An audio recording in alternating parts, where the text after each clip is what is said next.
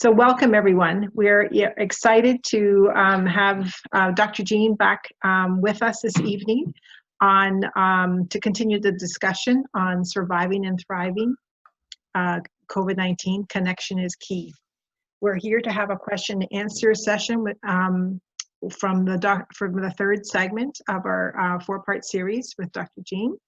But before we begin, I'll just mention a few housekeeping questions. Just a few housekeeping things before we begin. So as you noticed from our Zoom platform here, it is a webinar, so different from maybe a familiar Zoom meeting that you've been using.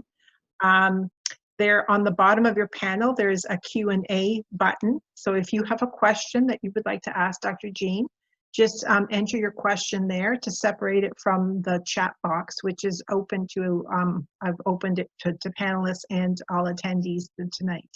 So attendees, you can't see each other, but you can see us, and we can see your chat box, and your Q&A. So feel free to use the Q&A to enter your questions.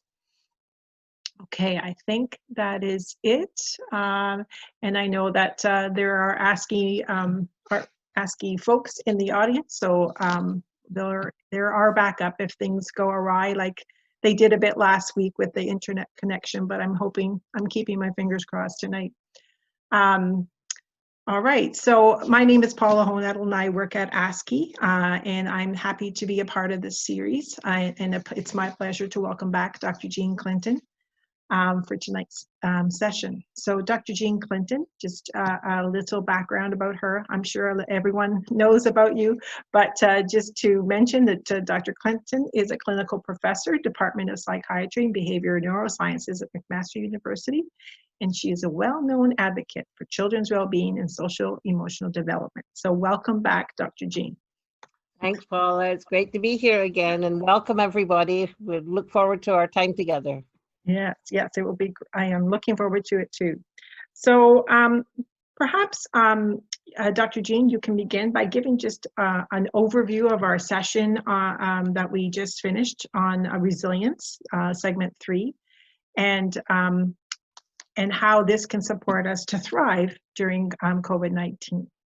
Great, yeah. So I thought we really enjoyed our conversation, Paula, and so what we talked about was what is resilience and who's thinking about it, and talked about the fact that it probably is what every parent is hoping and longing for their kids, that during this the challenging time that we're going through, that they're going to be able to get through this time and be able to be doing okay. And that essentially is what resilience is. When you meet a challenge, being able to cope with that challenge, access resources that are going to help you with that, and kind of bounce back and be better. Be better off. So we talked about that, and we also talked about what are some of the barriers to resilience, and talked about mindset and really needing to be self-reflective and think about what are the important things, and to make sure that we don't kind of get caught up in the tyranny of this is urgent, I have to attend to it now, and be able to be self-reflective and step back and say, yeah, but this is what's important, so that we spend our time thinking about what's important. We talked a little bit about the Alberta Family Wellness Initiative, their concept of resilience being like being on a seesaw or a teeter-totter, and that when kids are when they're burdened down with negative things, what can bring them back to equilibrium is relationships, is having routine in their life, having lots of expectations on them that are realistically and developmentally appropriate, and having a sense of hope for the future. So we talked then about reroll, of course, reaching in, reaching out, to reaching into our own self and reaching out to get support from others, touched a little bit on Think, Feel, Act, and then loved our section where we talked about Nothing Without Joy, which is from Laris Malaguzzi, and just how wonderful to think about how the brain pathways, when kids are joyful and when we're joyful, there's lots of great stuff happens in terms of the neurotransmitters. What happens in the brain is really magnificent, but really talked hugely about the importance of this time to try as much as we can to be fully present with kids. That we've got all these kind of pressures coming from everywhere else, but what the kids are going to remember about this time is how we were with them. And so to think about connecting before correcting, as always, and really having our kids feel felt by us has to be the top priority. You know, even if you're a kindergarten teacher and there are 33 overall expectations, how do you make sure that there are connecting and relationships are the things that really ignite that learning? Anyway, so we had a great session. I really enjoyed it and look forward to the questions from people who have watched it or who interest is piqued. Yes. There's so many things that trajectories that we can talk about. I love the last, when you talk about being present for children. And those are the things that I really believe they're going to remember, and how they'll remember how we dealt with this during this time, and how we supported them in their own resilience. Okay, so there are a few questions, but when you talk to, and I'm going to get to them, one of the ones that I wanted to ask you was around, well, there's so many, but the fulcrum one is just interesting to me in the sense of, you talked about how we have to level out that teeter-totter or the fulcrum that you mentioned. And so how is it that we can identify those children and families who might be on the lower end of that fulcrum? And what is it that we can do as educators when they re-enter that they may not have had maybe resilient opportunities offered to them during this time? So how can, just maybe two-part, how can we identify them and how can we support them with resilient responses when they return to our program? Yeah. So I think the point that the Alberta Family Wellness Initiative, and there's a lovely little video if you go to afwi.ca or .com or .org, one of those things, Alberta Family Wellness Initiative. So they talk about the seesaw, and the seesaw pivots on the fulcrum here. And there are some families who have got tons and tons of resources, right? So to tip them takes a lot, right? Because they have got, great big powerful resources available to them. But the kids who don't have very many resources, it doesn't take much to plop them right off that teeter-totter. So what we can do, first of all, as community, the most important thing we can do is be as humane as possible to understand the parents and the parents' dilemma. And, I always think about taking a trauma-informed lens for families who are living in deep poverty, with mental health issues, with drug and alcohol problems. They have and are experiencing trauma. So it means that our mindset has to be all about not saying what's wrong with you, but asking what has happened to you. What has happened to you? And that changes the mindset. That changes the mindset completely. Because once we know that when we can partner with families as community, we can help build their resources. And the biggest, most important resource that we can help them with is recognizing their children's cues. So to be able to build solid relational attachments, so to be able to pick up the baby's cues, the toddler's cues, the preschooler's cues, to understand that their brains are under construction and that they're not doing stuff to drive you crazy. They're doing it maybe because they're stressed as well as you are. So how do you pick those families up? Well, I think many of you as early childhood educators probably are better at doing that than I am. That, you know, you see the families who are stressed. You see the families who are spending their time on their cell phone rather than picking up the needs of the baby or the little ones. That you know that they're strapped, that they're worried about whether you feed the kids or pay the rent. And so it's about being non-judgmental, reaching out, finding out what community resources we have to help them. So there's some of the key things to be thinking about. Does that make sense, Paula? Does that? Yeah. No, I'm actually reading a question that is very, I think you're answering as we're speaking it. And it's from Drazine, and it's loving this conversation around resilience and around children and staff. And she asked, can you please speak to how we can support the families? And I think you're mentioning that now. And I feel that we will, do our best when the children and staff come back, but how can we support and role model for families to help them? So yeah, I love the work that my good friend Susan Hopkins with Self-Reg talks about. And, you know, one of the things I learned from Susan is to come to families and kids with soft eyes.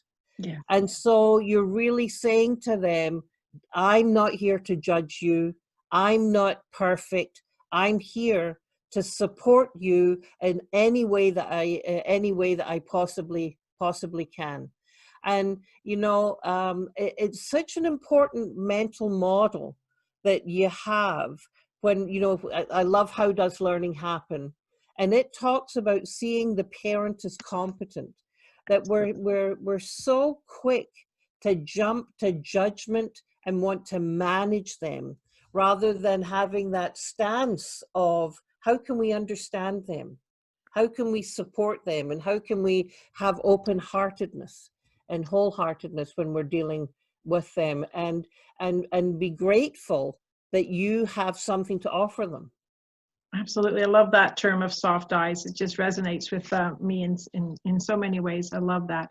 And so do lots of people in the audience. And that was Susan Hopkins that Dr. G mentioned. There's a question from the audience. Okay, I have another. I'm going to read from the Q&A here. Okay, sorry. Okay, so this is due to the closures from COVID-19, all the supports that were in place and supports for parents, I'm thinking language services, behavior specialists, and so on, are not available. How do we address the effects of not having these services when we come out of this? Yeah, boy, I think that's such an important question. So the number one thing from me, and remember, I'm a child psychiatrist, so I don't know your world. You know, I would love to have your brains and your knowledge of child development.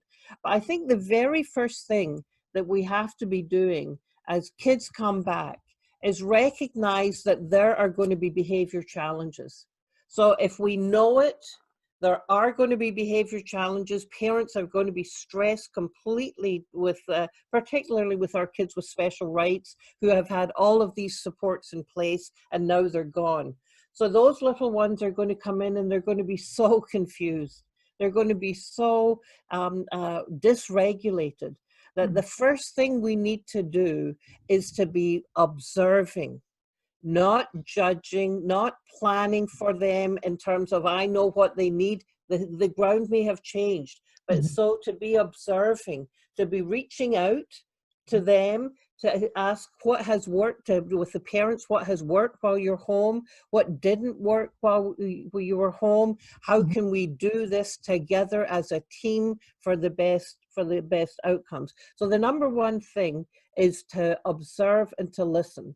Then the next thing is to have predictability. You know, we talked in one of the sessions about how do you manage your stress response so that you create environments where there is routine, not inflexibility, but where there's routine, where there's predictability, where you're really viewing the behavior you're seeing is going to be stress behavior.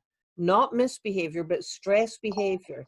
And so you really do the detective work. that Stuart Shanker and Susan Hopkins talk about, of figuring out what are the stressors in the environment for this little one, and make sure that you've got dedicated staff time to be able to be thinking, working together, and as a team, having that professional collaboration to understand what is going on for this little one and what can we do to help them the best. I love that. I So love that idea. What's that? Sorry? We need to go slow. We need to go slow in order to go fast. We need to go slow, first of all, for sure. Yeah, a lot of slow to grow. That's right. But Yeah. I love your, there's so many things you brought up so key, and just about that, just slowing down, taking the time with families and children, and that time of collaboration among staff, like you said, so having structures in place to touch base so that it isn't so overwhelming for the educators as well, because, you know, they are competent and capable, but they also have been away from these settings for a while. So just to give themselves a bit of slack. When you talk about the patterns of response in terms of behaviors, communication, stress behavior versus misbehavior, so how do you think, how do patterns of response become entrenched, and how can we as ECEs help children to avoid associating behavior as a shameful behavior, or making the distinction between the child and the behavior?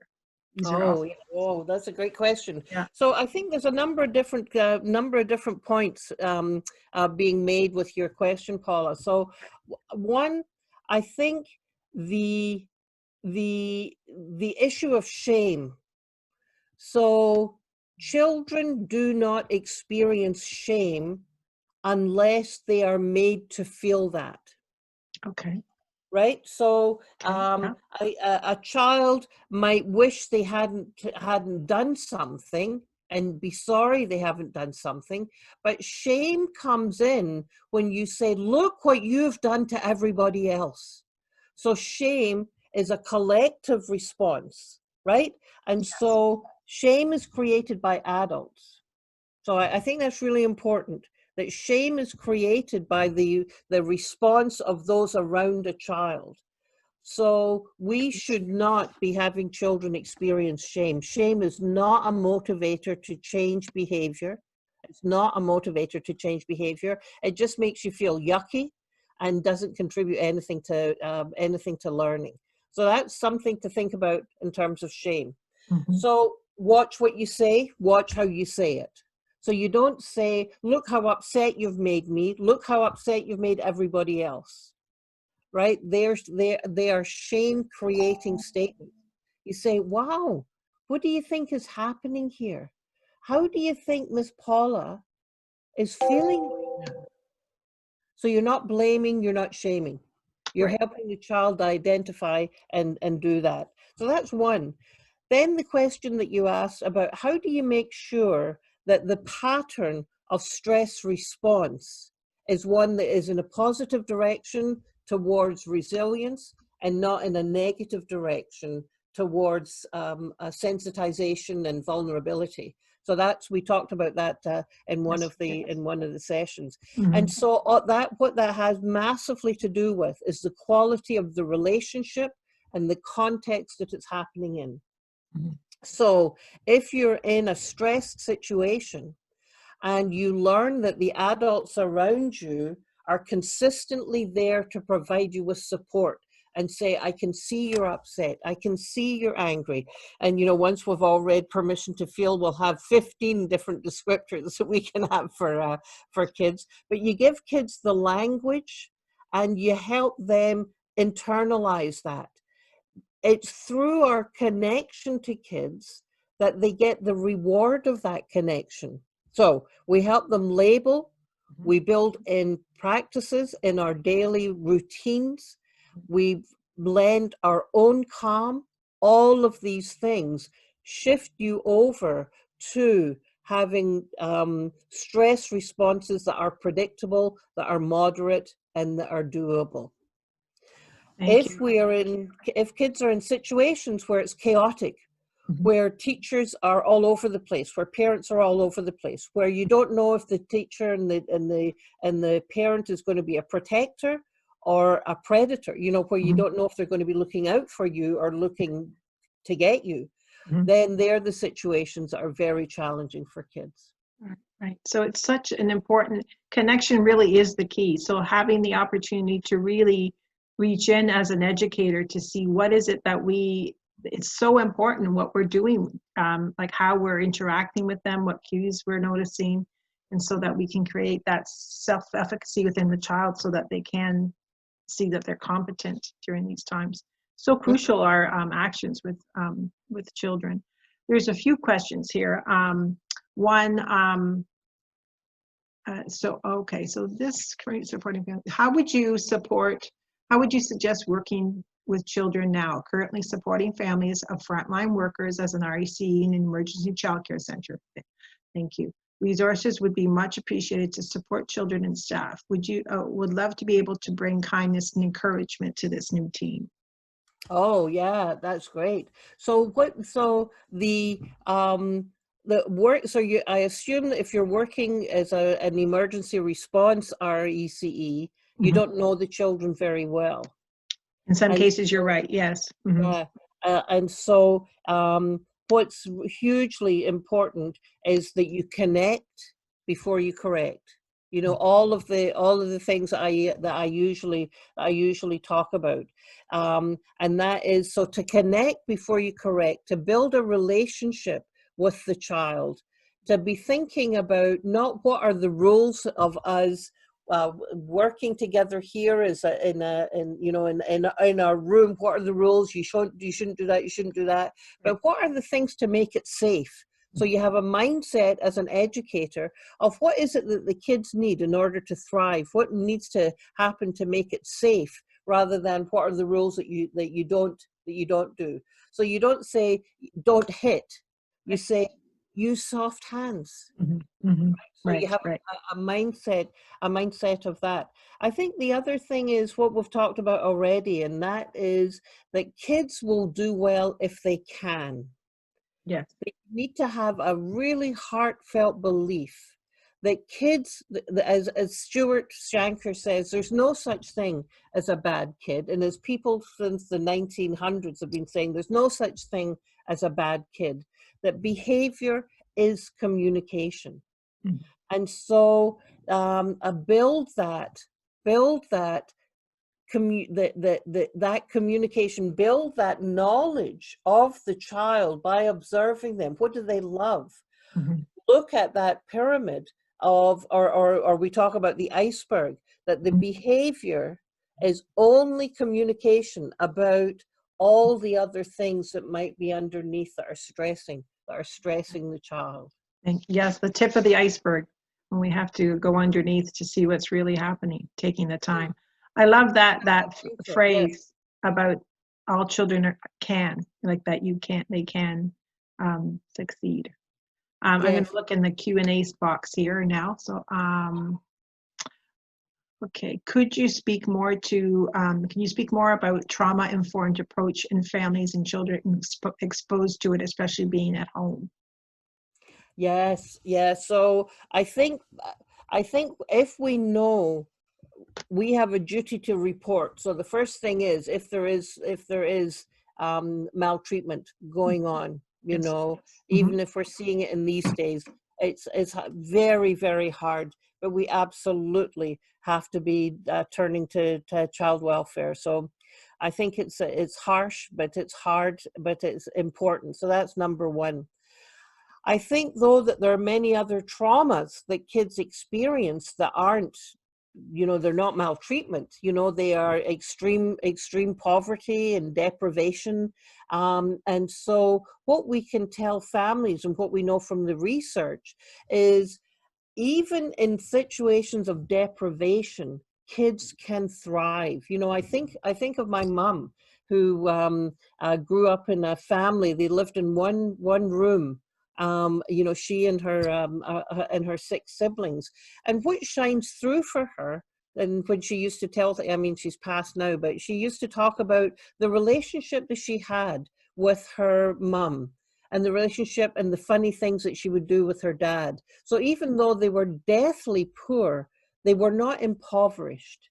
Mhm. So for our families who are living in deep, and with some really challenging situations, if we can help them somehow take the perspective of the child, find those moments of joy when the kid, Mhm. Mhm. finally pees in the toilet instead of all over, or whatever. You find these moments. You find these moments of joy.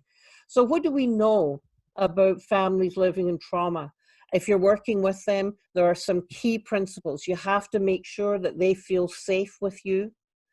You have to make sure that your communication is clear, is understandable. We know that we have all kinds of techno speak, and families don't ask us what do you mean? What is AECEO? Yeah, What right, is contact? What is this or what is that? right. So to create safety, to have communication that is collaborative with families, to reach out to community resources, to help. Our wonderful friend Janice Webster is doing so much, bringing in food and taking it down, reaching out to families and giving families the message that they're not in this on their own, that we are here absolutely to support them. But the most important thing is the mindset of non-judgmental and not saying what's wrong with you, how come you've done this, why are you in this position, but to say, wow, what's happened in your life, Right. what's happened to you. So to have that wholeheartedness towards families is so, so important. So beautiful. Thank you. That's wonderful. That's wonderful. And shout out to Janice Webster. That's wonderful. I Mm, love to turning when you touched on that joy, on the idea of finding joy no matter what your circumstance, lends me to think about that one specific person that could be crucial in a child's life in terms of turning them around and having that resilient person. But the other thing about joy is you talked about dopamine. Am I saying it right? Dopamine and the yeah. neurotransmitters. So, and just the idea of play and how what is the role of dopamine in the brain and in learning, in terms of how you can explain how important it is to find this joy, to find this during these times or any time of trauma or. Yeah, yeah. So dopamine is our reward neurotransmitter. So as I'm conversing with you and conversing with Lois earlier, and we're enjoying our conversation, and just as Okay. much as I'm enjoying this conversation and hearing people's questions, that releases brain chemicals, and one of them that is your dopamine, which is your reward neurotransmitter. And what we know about dopamine is very, very powerfully. Not only does it make you feel the reward of doing it now, but also reward begets reward. Mhm. You want more of it. You want to do it again. It's so we see that in rewarding exchanges. Mhm. When do we see it in kids? We see it when they are just so joyfully engaged in what they're doing. They are getting, and I've seen this in so many situations, but particularly I remember visiting the Forest School Mm. in Toronto and seeing the kids outside swinging on the vines, walking along and through, and also when I went to visit in Ancaster, walking on the vines, being outside, excited about their learning. Well, all of that is releasing neurotransmitters, including dopamine, which says, wow, I like this, I want more of this, and it helps them focus their attention so they learn better, because memory plus attention equals learning, right? Wonderful, wonderful. Yeah. Like leading into that idea of being outdoors and playing, and how important it is that even through this pandemic, being outdoors has been such a source of joy for some people, just to be able to go on trails or walks, or the children having opportunities outside, even though during It's this so huge. it is. So huge. There's a question in the chat box. I'm just going to. Um, Okay, this is the question. This may be another case of my needs, values, and goals not being aligned. When being expected to contact and check in with parents, but parents have expressed they are working with what we send for distance education. They just don't know have time to send us feedback. Do you think it is okay to still check in and ask how they're doing? And how do you think that will affect the child in any way? Do you think at the age of 5 that the children can understand what they are missing? Ah, okay. So there's many layers to that question. Great question. So first of all, I spoke in one of the sessions about my friend Stephen DeGroot, who has a consulting firm, Myriad Consultation. And I'm going to be hassling him when I talk to him on the weekend about needing to have something that I can share with my Hamilton community right now about his great ideas. So stay tuned. Great. So, but what Steve talks about is that when that we have some basic drives and needs, and they are our needs, our values, our goals, and our strengths. And when those 4 are in alignment, then we have a sense of meaning in our life, and that means that we feel the work we're doing is meaningful. So if we're a teacher who needs to be reaching out to your families because what you value is the importance of that connection, and your goal is to build that no matter what, and the strengths that you have is you've got a great reading voice and you can read to the kids. When you've got your needs, I need to be an educator. When you've got your values, connecting and making a difference makes a difference. When you've got your goals, I'm going to reach out and boost literacy, and then you read the story. Then your needs, values, goals, and strengths are all in alignment, right? That makes sense. Yeah.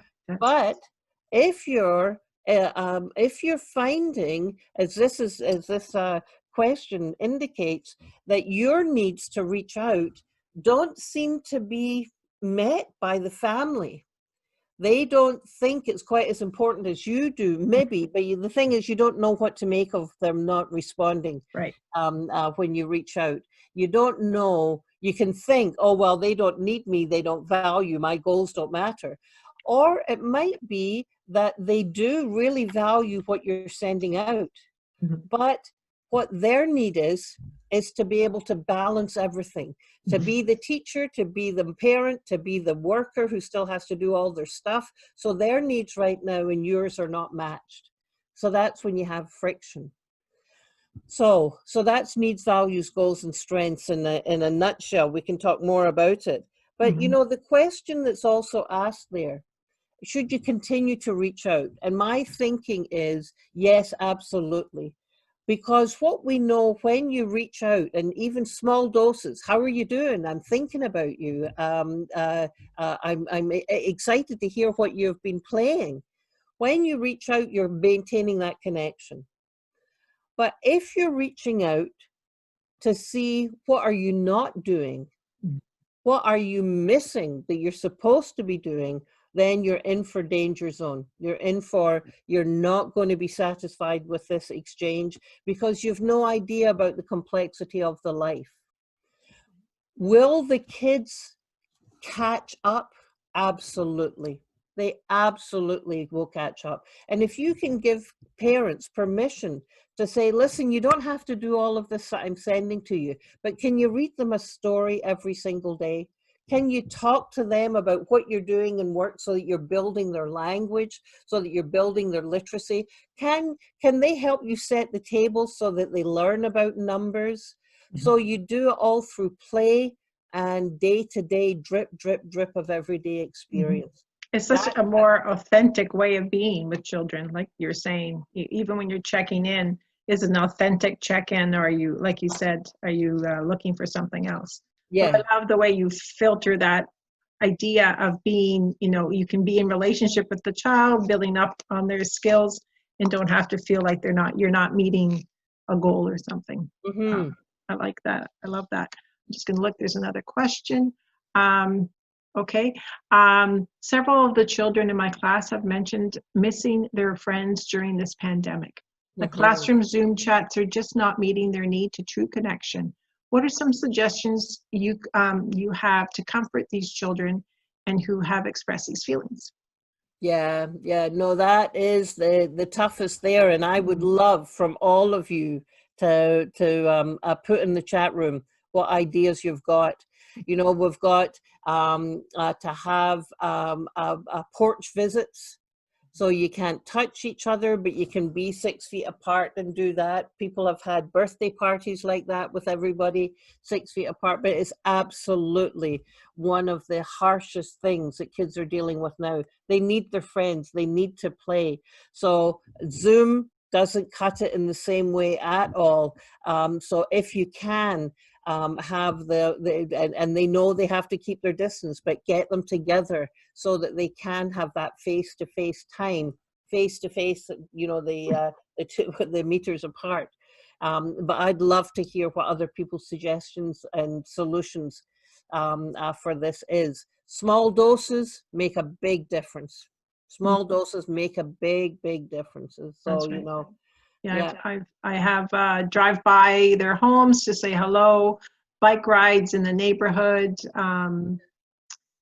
We talk about special days that we have, that we're going to have again. And some people are having a beach party tomorrow. So just yeah, fun ways to connect. And other comments have been that they play games via Zoom in small groups and help them better than a larger group. So yes, yeah, I think that's a great. All that they're fabulous. They're fabulous suggestions. I was on a Zoom call today with some educators, and they were saying how much the parents say that hearing the teacher's voice and seeing their face makes a big difference to them. So I think that idea of the Zoom games is is a great idea. Yeah. Not the same, but still it adds some value to the connection, I'm sure. I do have another question here, and I know that we're going to talk more about next week when you're together with Lois about returning, how to when things go back to normal. But this question is, what are your thoughts on social distancing in daycares and how that might look? Also have come across guidelines that in order to hold a child, you need to have a blanket in between them. Again, this is not, a blanket in between them. When child gets off, then you immediately put blanket in the laundry. How is this going to affect them emotionally and socially? Yeah, I think that's a very challenging question. And so my own personal, so this is not a professional opinion, but my own personal opinion is that it's going to be impossible with toddlers and preschoolers to try and keep physical distancing. It's just, we're going to have very small groups of kids, have them in spaces with lots of hand washing. You know how the Danish government is doing this now, I think is a model. But when we're talking about childcare, physical distancing is it's not comprehensible to the little ones. So it's smaller numbers, they stay together, they have lots of hand washing and what have you. I think is the only way that it's going to realistically actually be able to happen. I agree. It would be very difficult and so hard. Like some of the conversations we've had this week with different educators and how that, if we aren't able to social distance with toddlers, how would that affect that relationship, and that connection if they're in need of a hug or a cuddle, and that's now we're not, yeah. Absolutely. It's just developmentally not appropriate. And so I'm wondering for those who are providing emergency childcare for frontline, the first responders, how are they managing these things? Yeah, that would be a good question for the chat. If anyone who wants to address that in the chat, that'd be great. Okay, I think that is all. Maybe I missed one. Sorry. Okay. Oh, yes. Well, this is similar to what we just talked about how different countries around the world are going back. And how do you feel about, how does Dr. Jean feel about children in other countries going back to school, but having to be in a square? how will that affect the kids? Similar to what you've just mentioned in terms. Yeah. So, I think, so what I think is that it is so completely dependent on the context that the adults create for the kids. That if you've got a teacher, and I saw a gorgeous display, I can't remember which country it was, the kids were going back, and the teacher had all kinds of play items. They didn't have drill and kill sheets, they had Lego, they had plasticine or Play-Doh, they had all kinds of things for the kids to play with. And so the mental model for the teacher was very clearly, we are going to learn through play, we are going to learn together, and we are going to get through this in a very, very safe way. That is a very different mindset from, I have to keep the kids in their square. How can I keep them contented and entertained and make sure that I meet the overall expectations of the curriculum?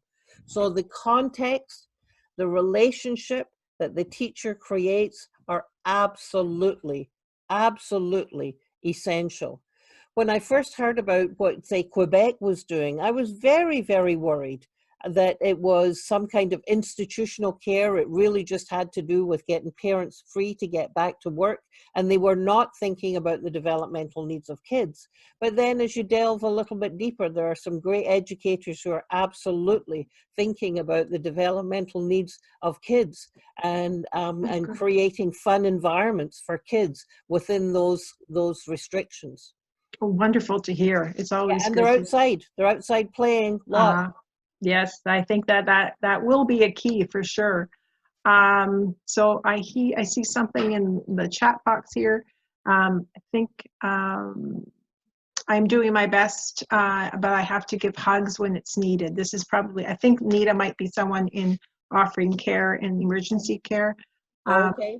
I'm doing my best, but have to give hugs when needed, such as crying when the child comes, when it comes into childcare for the day. I'll sanitize my clothing as best I can, and I have a change of clothing as well.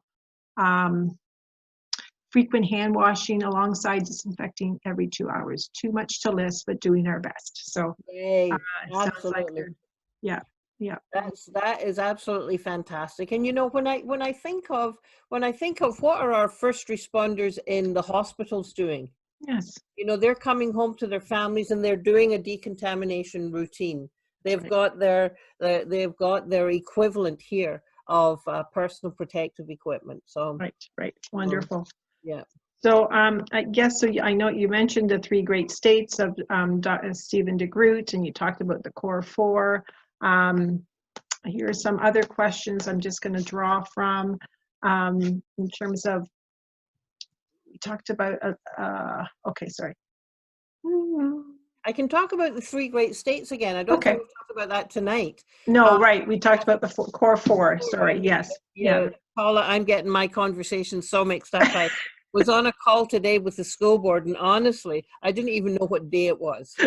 So like I said, I would fail a mental status exam. But I think it's really important, and I think what people are talking about in their emergency that they're providing is encompassing the 3 great states. So the very, very first thing you have to create is a sense of safety. And so that means emotionally, physically, psychologically. So when kids are going back to childcare, how are you creating that sense that they are safe? How are you creating the sense then that they are significant, that they feel valued and valuable to you, that they have a strong sense of belonging and connection? So safe, the 3 great states are safe, significant, and the third one is situated, that they've got a sense of purpose, they've got a reason why they're there. And what we've talked about before is that hugely means that they have the freedom to play, to explore, to experience joy. That's what their purpose is.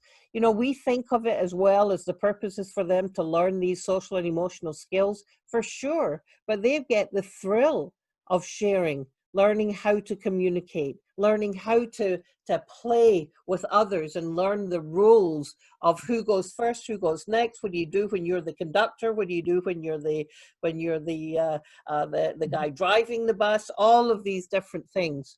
So safe, significant, and situated are the three great states. And when we're in those three great states, you see that, well, our core four are being met. Our needs, values, goals, and strengths are just being so solidified. Yeah, those are just such great short terms to keep in mind, and so valuable when you're in the moment and when we're with these children and families. So wonderful. I'm leading your conversation also thinking about Dan Siegel. Dan Siegel. Sorry, I said Dan Siegel. Oh, yeah.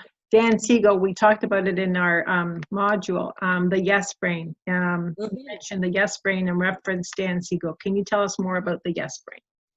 Right. Okay. So Dan and Tina Bryson. Dan Siegel is a psychiatrist and a neuroscientist who does some absolutely astounding work, and he's written a ton of books for clinicians, therapists, and other neuroscientists. But then he's collaborated with Tina Bryson to write some amazing books. So the ones that I really love are The Whole Brain Child. He's written No Drama, Discipline, which is fabulous. And then he's also written one called The Yes Brain. And I'm waiting for his newest one. It's coming along with Mark Brackett's book. And so what he talks about in the Yes Brain is that you want to encourage your children to have an attitude that is one that says, yes, I can do this. So so what he talks about is how can you help your child have integration in their brain. So, you know, the red brain, the blue brain, and the brown brain. How can they have that kind of integration so that they've got balance, so that they've got empathy, so that they've got insight and they've got purpose? So the whole book is really about having a yes attitude and resilience, of course. Right. It's so positive. It's a positive. It's like the view of positivity. Absolutely. How to parent so that your kids are excited to get up in the morning and take on challenges and enjoy them, and when they come across a problem, they're able to overcome it and say, "Man, I did that." Right. And if I can't today, I'll try again tomorrow. Like that positivity. I haven't done it yet. Those three letters that make such a difference. Y-E-T. Why? Yes. Okay, we have another question that resonates about the red brain, and I'm just going to it. Oh dear, sorry. There was a question. Oh, here it is.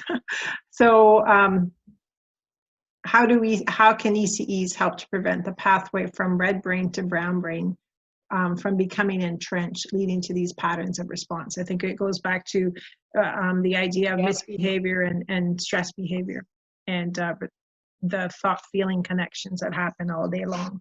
And thinking of yourself as an early childhood educator as being a stress detective. So when those patterns get entrenched is, well, you know, the thing that I tell you is terrible, but the thing that immediately comes to mind is when our kids were little, we used to get together with a whole bunch of mums, and the kids would come together, and there were some who had this timeout mentality. Okay. And so the kid would do something, time out, do something else, time out, to the stairs, the stairs, the stairs, the stairs, the stairs. And so what became entrenched was, you know, when I have a negative feeling, I'm going to end up on the stairs. Rather than, so that's how you entrench it, because you don't stop and you don't think and you don't process and you don't figure it out. You're not a stress detective, or you bribe. You know, anyway, that's a whole other story. But how you prevent that becoming entrenched is by being the stress detective and say, well, where does the behavior come from? And does the behavior come from the fact that biologically they're tired, they're sick, they're hungry, they're cold? Does it come from an emotional stressor where they're just overwhelmed with emotion? There's too much going on, there's too much noise, there's too much light, it's just all too much. So you do what Stuart Shanker talks about, And so you help the kids, you reframe it, you label it, and through doing those things, you're able to help the child's brain, the red brain, brown brain, you're able to help that brain, instead of becoming firing the same way, firing the same way, firing the same way, you build other pathways that lead into, wow, you know, when I'm upset, my teacher really helps me feel better. That co-regulation is what changes that pattern from repeating. Right. One of the problems that we have is that adults can be very slow to learn. You know, they keep doing the same thing over and over again, right. expecting a different result.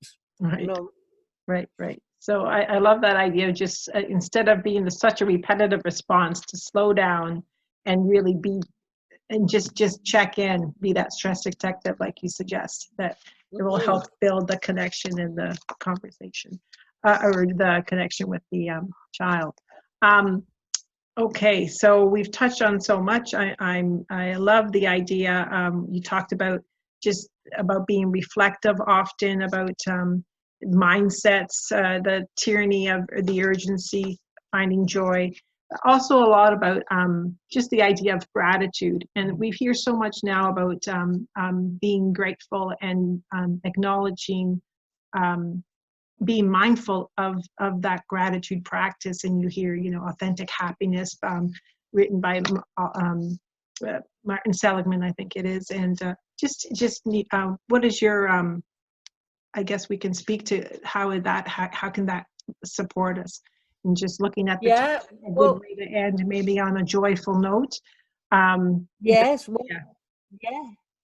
So I think, you know, it's interesting because Marty Seligman and Sean Acor and other people like that talk about authentic happiness, but they're talking about positive psychology and how our emotions influence everything about us.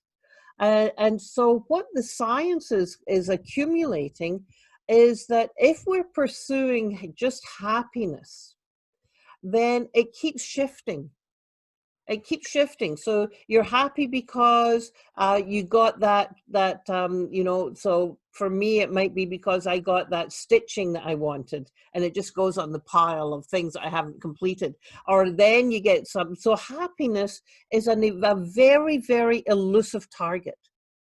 And so they talk about not so much about happiness, but as feelings of positivity, of feelings of gratitude, of feelings of more positive than negative feeling and experiencing that. So that the whole field of positive psychology is really opening up. And for next time, I'll look up what there's a model that Marty Seligman has called the PERMA, PERMA model. And we'll do a little teaser for next time. I'll look that up and we'll talk about it next time. But what the psychology is showing is that when you do have a positive frame of mind, when you have better emotional regulation, when you've got strong relationships, then you have a more fulfilling life. You may not be happy all the time, but you have a more fulfilling life. So it is, in fact, better to be thinking the positive than it is the negative, in terms of our health, in terms of our of how we feel and interact in the daytime, as well as how much we reach out for others. So it's a really important field, and we'll talk about it next time. Ta-da! Great. Well, it's just wonderful because it does bring up a lot of great topics tonight. Like when we talk about joy, and we talk about, I know that you'll talk about how does it happen, and how moving in to our programs, that could be kind of like a framework to support our understanding of our programs through that lens of our Ontario document. So I think we've answered most of the questions. It's been wonderful.